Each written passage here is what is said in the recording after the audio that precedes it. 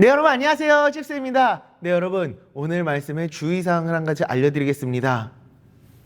머리가 너무 웃겨도 여러분들 조금만 참아주시고 여러분 말씀에 집중해서 들어주시기를 부탁드리겠습니다. 아시겠죠?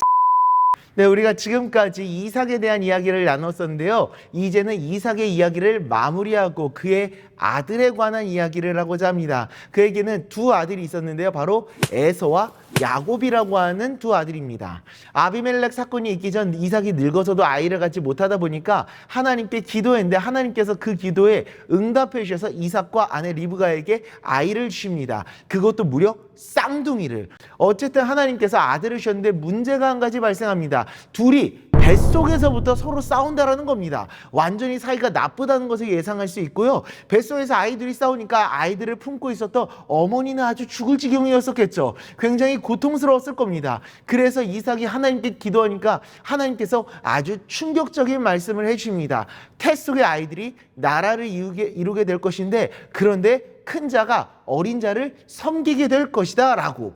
두 아이가 민족을 이루게 되는데 첫째 아들이 둘째 아들을 섬기게 될 것이다.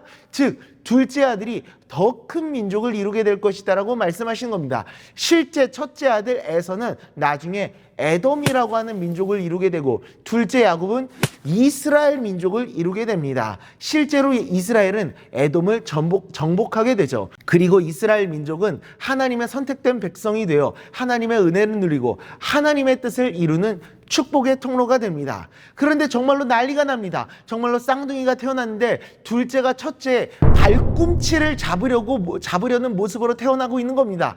정말 둘째가 첫째를 끌어내리고 자기가 첫째 자리 가운데 가려고 하는 거죠. 둘의 싸움이 뱃속에서뿐만이 아니라 밖으로도 나와서도 계속된다라는 어떻게 보면은 막장 드라마가 이루어지고 있는 겁니다.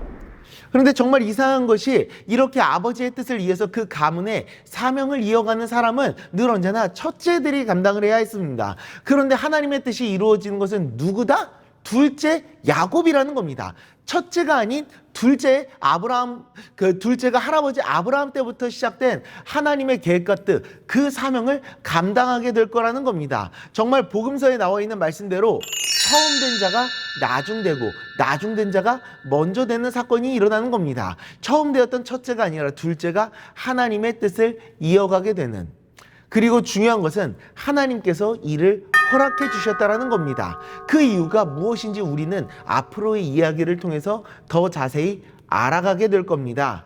우리는 이렇게 우리의 위치가 바뀔 수도 있다는 사실을 늘 언제나 경각심을 가지고 기억할 수 있어야 됩니다. 그리고 내가 혹시 처음 되었다고 하더라도 나중 될 수 있다는 사실을 기억해야 되는 거죠. 하나님의 뜻을 이루는 영광스러운 삶에서 멀어질 수도 있다라는 것을. 당연히 나는 축복받은 인생이라고 생각하면서 하나님의 사명에는 관심도 없이 살아가면서 나태함 속에서 살아간다라면은 우리는 반드시 나중된 자가 될 것입니다. 마태복음 19장 30절입니다.